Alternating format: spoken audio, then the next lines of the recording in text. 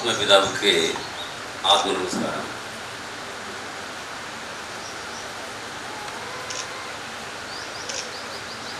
இந்த சிறப்பான நிகழ்வை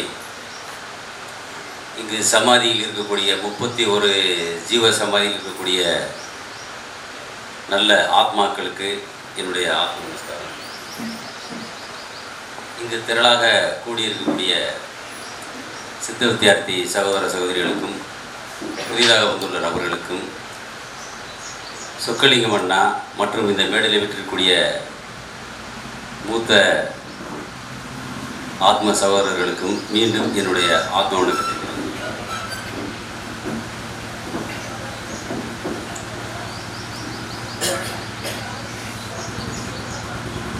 சுவாமி நம்முடைய பிதா ஞானம் அடைந்த பிறகு தான் அடைந்த அந்த ஞானத்தை ஆனந்தத்தை இந்த உலக மக்களும் அடைந்தால் நல்லா இருக்கும் என்று கருதி இரக்கத்தோடு முத எழுதப்பட்ட ஒரு நூல் வடிவம்தான் சித்தவேதம். இன்றைக்கி ஒருத்தர் படித்த செய்தி அப்படி 4-5 பேர்கிட்ட படித்ததை வச்சுட்டு ஒரு புது புது புத்தகம்லாம் எழுதி ஒரு மாதத்தில் எத்தனையோ புத்தகங்கள்லாம் வெளிவருது பப்ளிகேஷன்ஸில். ஆனால் சாமி ஞானம் அடைந்த பிறகு எழுதிய அந்த புத்தகத்தில் உள்ள எந்த வரியையும் எந்த வார்த்தையையும் யாராலையும் மாற்ற முடியாது. மாற்றினா அதோட அர்த்தமே மாறி போயிடும்.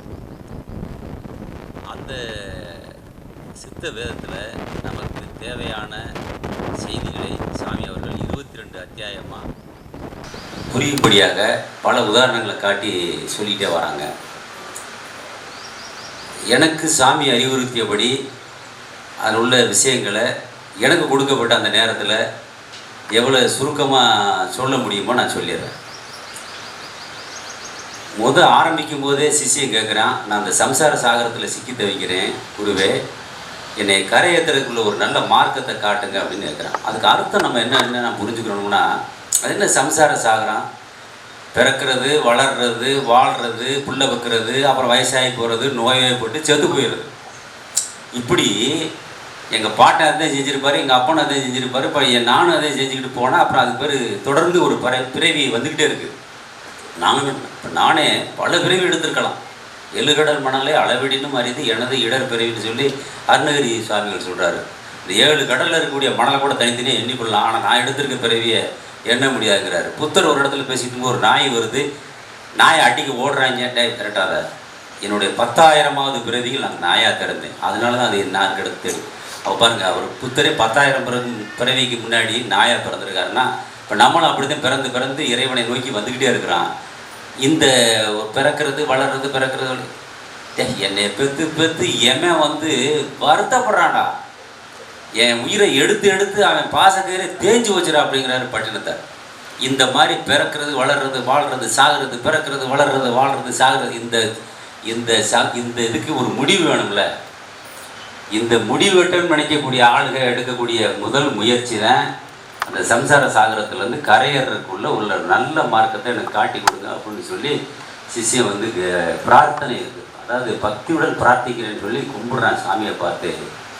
சாமி அவன்கிட்டே ஒரு கேள்வி கேட்குறாரு, நீ கரையேறி எங்கே போகணும்? நான் ஈஸ்வரன்ட்ட போகணும். ஈஸ்வரன் எங்கே இருக்காருன்னு உனக்கு தெரியுமா? ஈஸ்வரனை யாரு? அதாவது பிரம்மா விஷ்ணு சிவன் தான் ஈஸ்வரன். அப்படியா? அவங்கள நீ பார்த்துருக்கியா? நான் பார்க்க முடியல. பார்க்க முடியாதுக்கு என்ன காரணம்? அப்படி இப்படி கேள்வி கேட்டு பதில் சொல்கிற மாதிரி, கேள்வி கேட்டு பதில் சொல்கிற மாதிரியே இந்த சித்தவேதம் வந்திருக்கும். நீங்கள் புத்தகம் வச்சுருக்கோம், நீங்கள் படிச்சிருப்பீங்க. அப்படியே பார்த்தால நீ கலங்கிய நிலையில் இருக்கிறனால தான் நீ கடவுளை பார்க்க முடியலை. கலங்காத நிலையில் இருந்தால் கடவுளை பார்க்கலாம்ல. அப்போ யாராவது கடவுளை பார்த்துருக்காங்களா? சார் இந்த கண்ணால் கடவுளை பார்த்துருக்காங்களா? பார்த்துருக்காங்க, நிறைய பேர் பார்த்துருக்காங்க. ராமகிருஷ்ண பரமஹம்சர்கிட்ட ஒரு உணவை கொடுத்து இந்த காளி கோயிலுக்கு படைச்சி வச்சுட்டு இந்த அம்மா சாப்பிடுமா அப்படிங்கிறாரு. அந்த அம்மா வரலை, கல் சிலையாகவே இருக்குது. எவ்வளவோ சொல்லி பார்க்குறாரு, வரல. நீ வரலைன்னா நான் உன்னிட்ட இருக்க வாழை வச்சு நான் வயிற்றில் குத்திட்டு நெஞ்சில் குத்திட்டு செத்து போயிடுவேன் அப்படின்னு சொல்லிட்டு சொன்னார். அப்போவும் அந்த அம்மா வரலை. வாழை எடுத்துட்டாரு, நெஞ்சில் சொர்க்கத்துக்கு எத்தனிச்சிட்டாரு. அந்த அம்மா சிலை வடிவத்தில் இருந்தவங்க எந்திரிச்சு ராமகிருஷ்ணா கொண்டா கத்தியை கொண்டா அப்படின்னு சொல்லி வாங்கி வச்சுட்டு அவன் பக்கத்தில் உட்காந்து அவர் கொடுத்த சாப்பாடை சாப்பிட்டதாக செய்தி இருக்குது. அந்த சிலை இன்னமும் கல்கத்தாவில் இருக்குது. நான் ஐபிஎஸ் ட்ரெயினிற்கு போகும்போது நான் முத பார்க்கணும் விரும்புனது அந்த சிலையை தான் பார்க்கணும்னு நினைச்சேன். எப்பறம் அந்த சிலைக்குலேருந்து இந்த அம்மா எப்பறம் வெளியே வந்தாங்க? வருவாங்க. அவர் சொல்கிறாரு, உன் மனசு தெளிவாக இருந்தால் கடவுள் எல்லா நேரத்துலையும் பார்க்கலாம் அப்படிங்கிற. நம்ம சாமி அதே சொல்கிறாரு, நீ தெளிவாக இருந்தால் நீ கடவுளை பார்க்கலாம். இப்போ நமக்கு அப்போ என்ன, ஏன் தெளிவில்லாமல் போயிட்டேனே அப்படின்னு சிஷ்யன் கேட்குறான். அதுக்கு காரணம் உன்னிட்ட விருப்பு வெறுப்பு இருக்குது. எப்படி இருக்கு? காலையில் இந்த மனசுக்கு தெரிஞ்ச ஒரு விஷயம் யாரையாவது விரும்புவோம், இல்லாட்டினா யாரையாவது வெறுப்போம் இல்லையாம்மா? வீட்டுக்காரரை வெறுப்போம், இல்லாட்ட மாமியாரை வெறுப்போம், இல்லாட்ட மாமனாரை வெறுப்போம், சொந்தக்காரனை வெறுப்போம், பக்கத்து வீட்டுக்காரனை வெறுப்போம், வேலைகளில் இருக்கவனை மேலே உள்ள அதிகாரியை வெறுப்போம், கீழே உள்ளவனை வெறுப்போம், சித்து வித்தியார்த்தியை ஒருத்தன் வெறுப்போம். இந்த மனசுக்கு தெரிஞ்சதெல்லாம் விருப்பு வெறுப்பு தான். இந்த விருப்பு வெறுப்பு இருக்கும் முறை இது கலங்கி போய்தான் இருக்கும். கலங்கி இருக்கிற வரைக்கும் கடவுளை பார்க்க முடியாது எப்படின்னு சொன்னதுதான் முதல் அத்தியாயம். 2வது அத்தியாயத்தில் சொல்கிறாரு, இந்த நிலை மேலே பிரம்மமும், மேலே நம்ம தலையில் பிரம்மமும், கீழே மாயையாக இருக்குது. அந்த மாயையினுடைய 2 நிலைகளே காரணம் காரியம்தான். இப்போ நம்ம ஏதாவது ஏப்பா நீ சாப்பிடல, எனக்கு வயிற்று வலிக்குது, அப்போ வயிற்று வலிக்கு என்ற காரணத்தினால் நான் சாப்பிடலை. நீ அவரை ஏன் அடித்த, அவன் என்னை ஏசி விட்டான், அதனால் நான் அடித்தேன். அப்போ ஏசுறது ஒரு காரணம், இவன் அடித்தது அடுத்ததுக்குள்ள காரியமாக இருக்குது. இதே மாதிரி தான் இந்த மனசுக்கு எதுக்கெடுத்தாலும் காரணம் சொல்லுமியா. நீங்கள் தவம் பண்ணாதுக்கெல்லாம் காரணம் நீங்கள் வச்சுருப்பீங்க, அருமையான காரணம் வச்சுருப்பீங்க.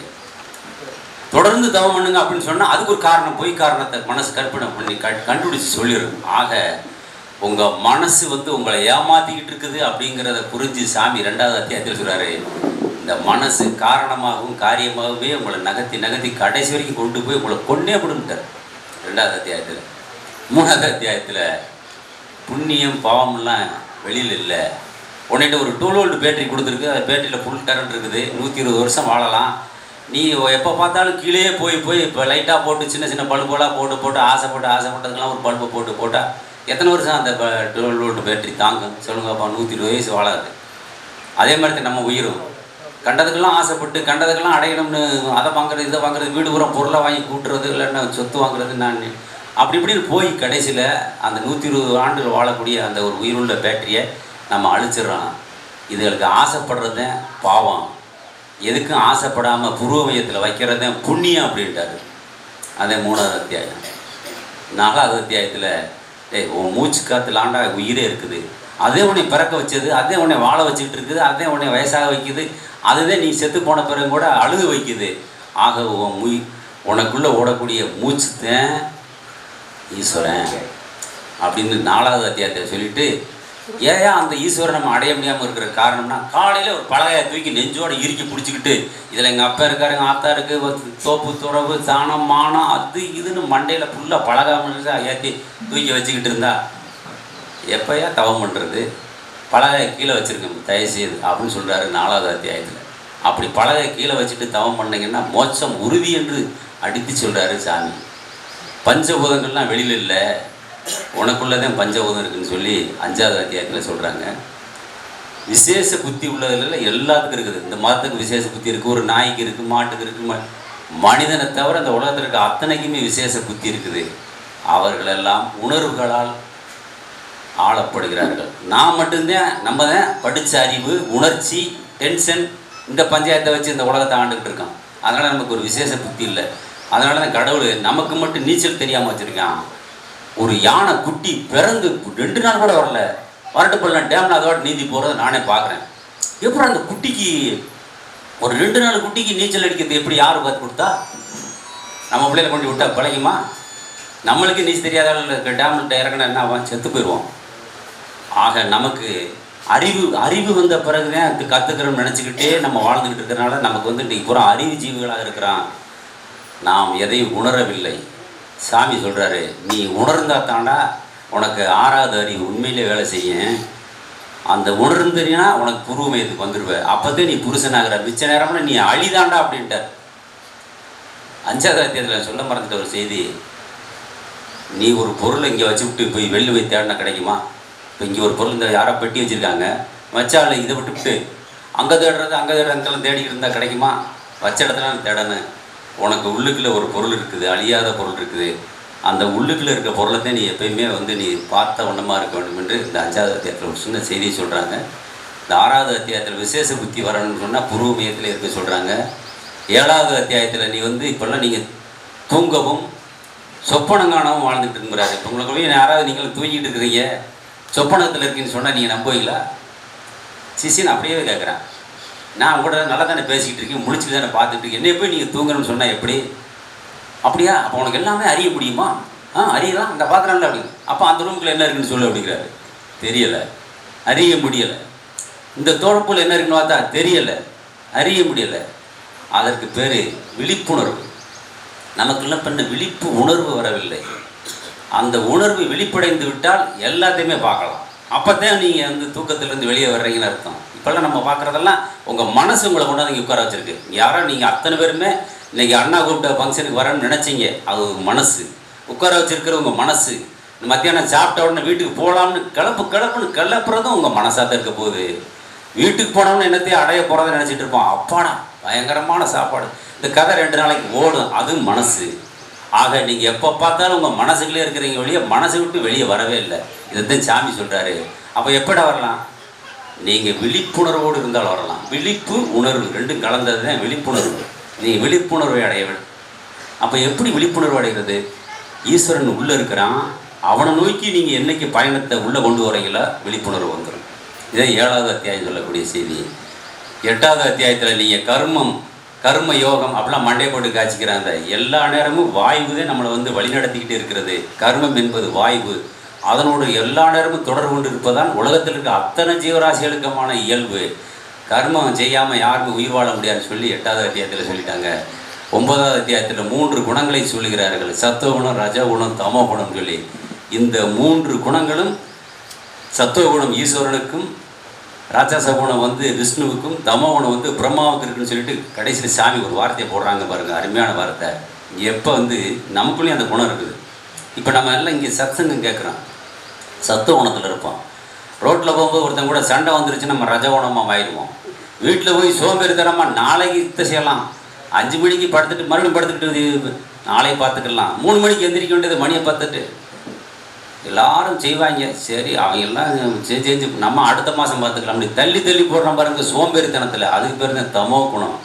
சாமி சொல்கிறார், இந்த 3 குணங்களையும் தாண்டி மேலே உன்னுடைய ஆகாய மத்தியமாகி அந்த உனக்குள்ள இருக்க சிரசில் போய் நீ மையம் கொண்டுட்டீங்கன்னா உனக்கு ஞானம் கிடைக்கும் அப்படிங்கிறார் 9வது அத்தியாயத்தில். 10வது அத்தியாயத்தில் ஒரே பொருள் தான், கடவுள் தான். அவன் தானாய் அச்சரமாய் இருக்கான். அவன் உன்னுக்குள்ளே வாழ வைக்கணுங்கிறக்க உன்னுடைய சிரசுக்குள்ளே வந்துடுறாரு. வெளியாக ஒளியாக சோதியாக வந்துடுறாரு. அவர்களுடைய சக்தி லேச வெளிப்பட்டு ஒரு உயிரை கொடுத்து உன்னுடைய உடம்புக்குள்ளே உயிராக ஆத்மாவாக ஜீவனாக வருகிறது. அந்த ஜீவனை வாழ வைப்பதற்கு ஒரு நெருப்பு தேவைப்படுகிறது, ஒரு சுக்கிலம் தேவைப்படுகிறது. அந்த சுக்கிலத்துக்கு ஒரு சலனம் உண்டு. அது அந்த சலனத்திலிருந்தான் மனம் உண்டாகிறது அப்படின்னு சொல்லி மனம்தான் விஷ்ணுன்னு சொல்லி ஒரே பொருளுக்கான பல பேர். இது மனசு எப்போ பார்த்தாலும் ஏதாவது ஒன்று எண்ணத்தை தூண்டிக்கிட்டே இருக்கும். அந்த தூண்டுறதுக்கு பேர் மாயா சமுத்திரம்ங்கிறார். எப்போ பார்த்தாலும் எண்ணத்தை உண்டாகிட்டு தானே இருக்குது. அதே மாதிரி நம்ம மனசுலேருந்து எண்ணங்கள் வந்துக்கிட்டே இருக்குது. இதெல்லாம் எப்போ நிற்கும் அப்படின்னா, இது கீழே போகிறதுக்கு பதிலாக மேல் நோக்கி பயணமாயிட்டா இந்த சமுத்திரமெல்லாம் அலையெல்லாம் போயிடும். நிறைய பேர் நினைக்கிறேன், எவ்வளோதான் சித்திரத்தை பண்ணாலும் மனசு நிற்க மாட்டேங்கிறியா, என்னத்தையாவது ஒன்றை போட்டு ஞாபகப்படுத்திக்கிட்டே இருக்கியா. வித்தை வாழும்போது மட்டும்தான் ரொம்ப ஓவராக ஞாபகப்படுத்த நினைக்கும். இது காரணம், இதை உண்மையிலேயே நம்ம மேல் நோக்கி போகணுங்கிற அக்கறை யாருக்கு வந்துருச்சோ மனசு ஆட்டோமேட்டிக்காக பயந்து ஆடி போயிடும். உண்மையை சொல்கிறேன் நான். அது வரைக்கும் மனசு நம்மளை போட்டு ஆட்டி படைக்கும். நீங்கள் கரெக்டாக பூர்வ மையத்துக்கு உச்சத்தில் ஓன் பண்ணி சாமி உட்காந்துருக்க பொசிஷன், சில பொசிஷன் போட்டிருப்பாங்க இல்லையா, அந்த பொசிஷனில் நீங்கள் பூர்வ மையத்தை மேல் நோக்கி உச்சத்தலை கொண்டு போயிட்டீங்கன்னா மனசு அரண்டு போயிடும். அதனால் நீங்கள் வந்து மாயா சமுத்திரத்திலிருந்து விடுபட பாருங்கள். 11வது அத்தியாயத்தில் 3 தேகங்கள் இருக்குங்கிறாரு. நம்ம பார்த்துக்கிட்டு இந்த சரீரம், அந்த சரீரத்துக்கு பேர் தேகம் என்று சொல்லக்கூடாது. நம்மளுடைய ஜீவனுக்குத்தான் சூட்சும தேகம், அதாவது உண்மையான தேகம், அதுதான் உண்மையான தேகம். நம்முடைய ஜீவன் உண்மையான தேகம், மனம்தான் சூட்சும தேகம். அதுக்குள்ள அகங்காரம் தான் காரண தேகம். ஆக ஸ்தூலம் சூட்சுமம் காரணம் என்பதெல்லாம் ஜீவன் மனம் அகங்காரம் அப்படித்தான் அப்படின்னு நீ புரிஞ்சுக்கிற சொல்கிறார் சாமி. 12வது அத்தியாயத்தில் ஒரு பாயிண்ட், அருமையான பாயிண்ட் கொடுக்குறாரு. இந்த உலக மாயிலேருந்து விடுபடணும்னா நீ வந்து ஒரு டம்ளரில் உப்பை போட்டு அதில் தண்ணி கரைஞ்ச பிறகு அதில் உப்பை மீண்டும் பார்க்கணும்னா நீ என்ன செய்யணும்? அந்த டம்ளரை கொதிக்க வச்சோம்னா தண்ணி பூரா ஆவியாகிட்டு மீண்டும் உப்பு வந்துடும் இல்லையா? அந்த மாதிரி நீ தவம் பண்ணி பண்ணி பண்ணி இந்த உலகத்தில் அது நிலை இல்லை, இது நிலை இல்லை, அதெல்லாம் போயிடும், இதெல்லாம் போயிடும்னு சொல்லி புரிஞ்சு புரிஞ்சு புரிஞ்சு புரிஞ்சு மாயையை ஒன்றொன்னா கலட்டி விட்டேன்னா கடைசியில் பிரம்மம் தெரிந்து விடும். அதுக்கு உனக்கு ஒரு ஒரு விவேகம் வேணுங்கிறார். என்ன விவேகம்? நம்ம அடைய வேண்டியது அங்கே. இப்போ நம்ம எங்கே இருக்கிறோம்? இந்த உலகத்தில் போய் சிக்கி கிடக்கிறோம். குடும்பம் குட்டி அதுன்னு இந்த தாண்டா பாட்டம் புட்டம் முறை செத்து போயிட்டான். திருப்பி திருப்பி அதை ஏன் செய்கிறீங்க? மேல் நோக்கி போகணுங்கிற ஒரு உண்மையான அக்கறை வந்துருச்சுன்னா ஆட்டோமேட்டிக்காக அது ஒரு விவேகம் வந்துவிடும். விவேகம் என்ற நெருப்பால் தான் அந்த ஆத்மாவை நீங்கள் அடைய முடியும்னு சொல்கிறாங்க. 13வது அத்தியாயத்தில் நீங்கள் சாப்பிட்ற உணவு உண்மையான மன்னம் இல்லை, நீங்கள் விடக்கூடிய ஜீவ காற்றுத்தான் நம்மளுடைய ஜீவனை, அதாவது மூச்சு இருக்கிறோம் இல்லையா, உண்மையான மூச்சு இருக்கிற இடத்துல தவம் பண்ணுறதான் உண்மையான அன்னம் என்று சொல்கிறார்கள். 14வது அத்தியாயத்தில் நமக்கு திசை, எந்த திசையில் இருந்து தவம் பண்ணணும்? வடக்கு திசையிலிருந்து தவம் பண்ணணும். நம்ம சொல்கிற சிரசு தான், நம்மளுடைய சிரசு தான் வடக்கு திசை. சிரசை பார்த்து நீங்கள் தவம் பண்ணுங்க. அப்பொழுது உங்களுக்கு நீங்கள் வடக்கு நோக்கி இருக்கிறீர்கள். சிரசை பார்க்காம பூமியை பார்த்து அதை பார்த்து இதை பார்த்துக்கிட்டு இருந்தீங்கன்னா நீங்கள் தெற்க போய் அழிய போகிறீங்க. எப்பொழுது உங்களுடைய புருவ மையத்தில் ஒரு ஒளி உண்டாகிறதோ அன்னைக்கு தான் உங்களுக்கு கிழக்கிலிருந்து உண்மையான சூரியன் உதிக்குங்கிறாரு. அந்த சூரியன் பயங்கரமான பிரகாசம் உள்ளதுன்னு சொல்கிறாங்க சாமி. இந்த சித்தவத்தை பெற்ற அத்தனை பேர்களுக்குமே ஒரு முறையாவது ஒரு சூரியன் உள்ளுக்கு இருந்து குதிச்சிருச்சுன்னா உலக ஆசை கொஞ்சம் கொஞ்சமாக குறைஞ்சிடும். அனுபவத்தை சொல்லணும். 15வது அத்தியாயத்தில் நீ அப்படி ஒரு முறை அந்த ஜோதியை கண்டு விட்டால் ஆட்டோமேட்டிக்காக காலம் போயிடும். இறந்த காலம், எதிர்காலம், நிகழ்காலம் அப்படின்லாம் நமக்கு சொல்ல தெரியலை. ஆனால் நீங்கள் அந்த ஜோதியை நீங்கள் புரிஞ்சுக்கிட்டீங்கன்னா நீ என்ன நடக்கும் அப்படிங்கிற ஒரு அறிவு, அந்த உணர்வை கடவுளை உங்கள்கிட்ட கொடுத்துருவான். ஆக 3 காலங்களும் உங்களுக்குள்ள வந்துட்டு போய் எல்லாமே 3 காலங்களும் இல்லாத நிலையை ஏற்பட்டுவிட்டார். 16வது அத்தியாயத்தில் விரதத்தை மனிதர்கள் அனுஷ்டிக்கிறாங்க இல்லையா, அந்த விரதம் இந்த விரதம்னு சொல்லி ஏகாதசி விரதம், அப்புறம் திரையோதசியில் இருக்கக்கூடிய என்னமோ விரதமெல்லாம் நந்தி காற்றுல போய் பேசுகிற விரதமெல்லாம் இருக்கு இல்லையா, நம்ம வச்சுருக்க முடியா? இதெல்லாம் ஒன்றும் இல்லை. புலனைந்து பொறியைந்து மனம் 1, அதான் ஏகாதசி. புலனைந்து பொறியைந்து குணம் 3, 3ஐயும் கடந்திருந்தீங்கன்னா அதுதான் பிரதோஷம். இதெல்லாம் நடக்கிறதுக்கு வெளி கோயிலில் போய் தேட வேண்டியதில்லை. உயிருள்ள அந்த சேத்திரம், காத்திர சேத்திரமாகி அந்த சிரசுக்குள்ள தான் இத்தனை நடக்குது அப்படின்னு சொல்லி 16வது அத்தியாயத்தில் சொல்கிறாங்க. 17வது அத்தியாயம் மாதிரி ஒரு சிறந்த அத்தியாயம் உலகத்தில் பார்க்க முடியாது. எல்லா மனிதர்களுக்கும் அகங்காரம் இருக்கிறது. இந்த உலகத்துக்கு வந்த அத்தனை ஞானிகளும், ஞானம் அடைந்தவர்கள்லாம் அவங்க எடுத்துக்கொண்ட பெரும் முயற்சி என்னன்னா இந்த மனிதர்களுக்கு இருக்கக்கூடிய அகங்காரத்தை நீக்கணுங்கிறத முயற்சி எடுத்திருக்காங்க. நமக்குள்ள அந்த அகங்காரம் போக மாட்டேன்னு சொல்லுது. அவன் இருக்கிற தொழிலை வச்சுக்கிட்டு, அவன் வச்சுருக்கிற ஸ்தானத்தை வச்சுக்கிட்டு, அவன் வச்சுருக்க பணத்தை வச்சுக்கிட்டு எவ்வளோ அதிகாரமாக நினைக்க முடியுமோ அவ்வளோ பண்ணி அகங்காரத்தை விட மாட்டேங்கிறான். சாமி சொல்கிறாரு, நீ என்னைக்கு அகங்காரத்தை விட்டுட்டியோ, நீ விட்டுட்டீன்னா நீ பண்ணுறதாண்டா ராஜயோகம், நீ பண்ணுறதாண்டா கடயோகம், நீ பண்ணுறதாண்டா அஷ்டாங்க யோகம், நீ பண்ணுறதேன் கிரியா யோகம், நீ பண்ணுறதேன் வாசி யோகம். அப்போ எப்போ இந்த கூட்டத்தில் அத்தனை பேருக்கும் அடுத்த ஆண்டு எந்த அகங்காரம் இல்லாமல் போய்விட்டா நீங்கள் எந்த யோகம் பண்ணாலும் சரி, உலகத்தில் அடுத்த ஞானிகள் செஞ்ச அத்தனை யோகம் உங்களுக்குள்ள தானாக வந்துவிடும். அதே 17வது அத்தியாயம். 18வது அத்தியாயத்தில் ஜாதியை பற்றி சொல்கிறாரு. அது நமக்கு தேவையில்லை.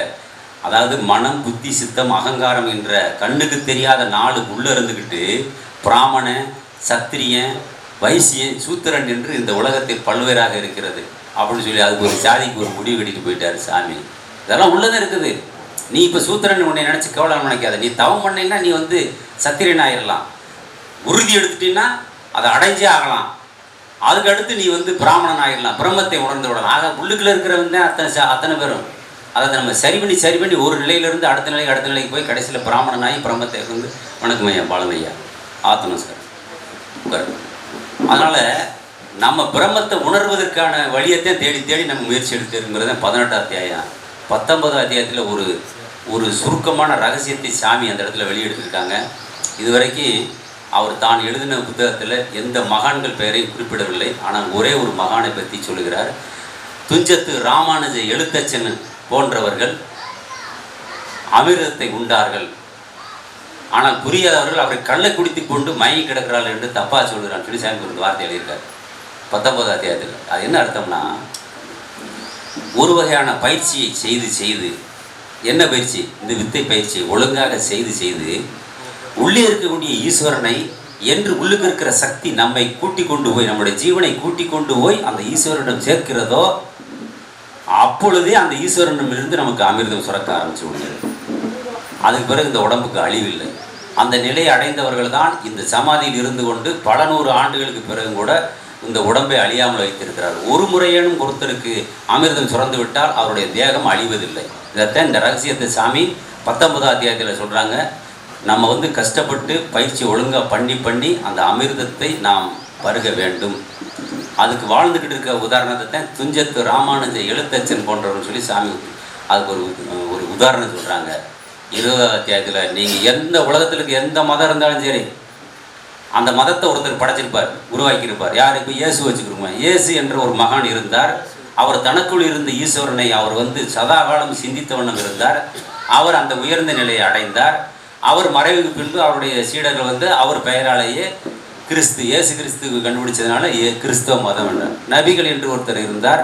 அவர் தனக்குள்ள ஈஸ்வரனை அவர் கண்டுபிடித்தார். அதுக்கு பிறகு நபிகள் உருவாக்கினது முகமது மதம்னு சொல்லி ஒரு மதத்தை கொண்டு வந்திருக்காங்க. புத்தர் என்பவர் இருந்தார். அவரும் தனக்குள்ளேயே ஈஸ்வரனை சிந்தித்த வண்ணம் இருந்து அதை ஒரு நாள் அடைந்து விட்டார். புத்தருக்கு பின்னாடி வந்தவர்கள் புத்த மதம். ஆக உலகத்தில் இருக்க எத்தனை மதங்கள் இருக்கிறதோ அத்தனை மதமும் ஈஸ்வர மதம் தான். தனக்கு உள்ள இருக்கிறவனை அடையாமல் புது புது மதம் என்ன வேணாலும் பேர் வச்சுக்கலாம். ஆனால் அவன் அடைஞ்சது அவனுக்குள்ள இருக்க ஈஸ்வரத்தை அடைஞ்சிருக்கான். அதான் 20ஆம் அத்தியாயம். 21ஆவது அத்தியாயம் இப்போ நம்மளாம் இருக்கிறோம். நம்ம யாராவது வேதங்களை படிச்சிருக்கோமா? உபநிடதங்கள் 108 படிச்சிருக்கோமா? சில பேர் படிச்சிருப்பீங்க. சாமி அத்தனையும் உணர்ந்து அந்த 4 வேதத்தில் என்ன இருக்குது, 108 உபநிடத்தில் என்ன இருக்குது அப்படின்னு சொல்லி புரிஞ்சுக்கிட்டு 6 பாயிண்ட் கொடுக்குறாரு. அது கடவுளா, இது இந்திரன் கடவுளா, சூரியன் கடவுளா, சந்திரன் கடவுளா, பூமி கடவுளா, தண்ணி வருணன் கடவுளா, அது கடவுளா, இது கடவுளான்னு ஏதோ ஒன்று தேடிக்கிட்டே இருக்குல்ல.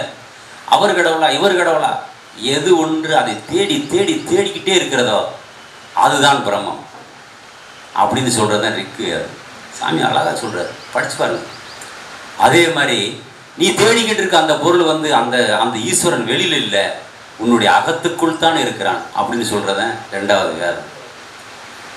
நீ எதை தேடிக்கிட்டு இருக்கியோ அது நீதாண்டா அப்படின்னு சொல்கிறதான் 3வது வேதம். தத்துவ மெஷின் என்ன?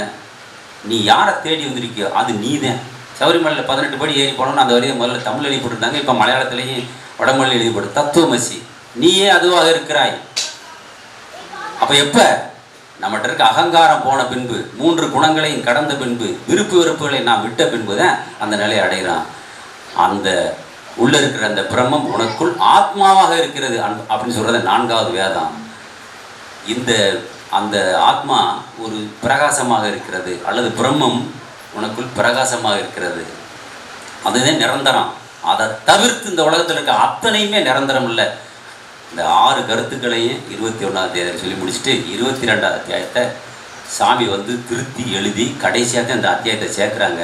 அதுக்குள்ளே அந்த உலகத்தில் சொல்லி கொடுத்த ஆடுகளும் திருந்தலை, தப்பு பண்ண ஆரம்பிச்சிட்டாங்க.